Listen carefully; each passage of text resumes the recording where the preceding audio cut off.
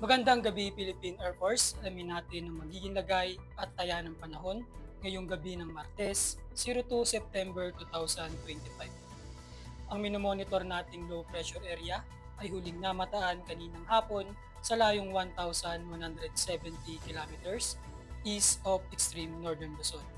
Nasa katamtaman ang tsansa na maging isang ganap na bagyo ito sa loob ng 24 oras at dahil ito'y papalayo, wala na itong direktang epekto sa ating bansa.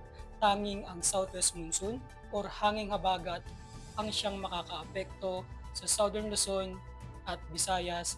Magdadala rin ito ng mga kaulapan na may kalat-kalat na pag-ulan, pagkidlat at pagkulog ngayong gabi sa Ilocos Region, Zambales, Bataan at Mimaropa. Sa natitirang bahagi naman ng bansa, asahan dito ang mga localized thunderstorm na madalas sa hapon o gabi.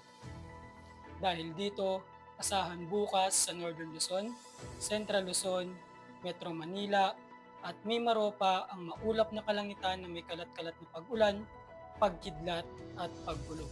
Sa natitirang bahagi naman ng Luzon, partikular na sa Bicol Region, buong Visayas at buong Mindanao, asahan ng bahagyang maulap hanggang sa maulap na kalangitan na may mga pulupulong pag-ulan, pagkidlat o pagkulog lalo na sa hapon o gabi.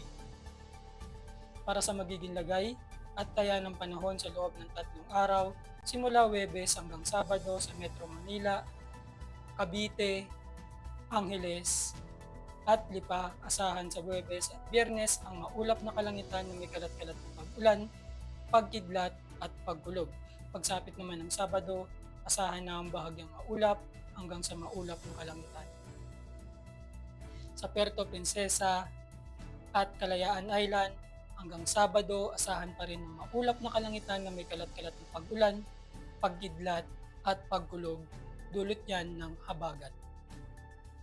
Sa Lapu-Lapu, Davao at Zamboanga, asahan ng bahagyang maulap hanggang sa maulap na kalangitan na may mga pulupulong pag-ulan, pagkidlat o pagkulog. Lulubog ang araw ng 18:07 at sisikat bukas ng umaga ng 05:44. Meron tayong 71% increasing moon illumination. Para manatiling updated sa lagay at taya ng panahon, i-follow lamang ang Air Force Weather Center sa aming official social media account.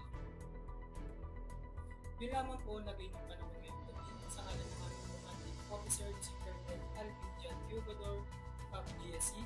Ako Sir ng First Class and Colonel Willie Jr., Weather Forecaster ng Air Force Weather Center. Muli, magandang gabi Pilipinas.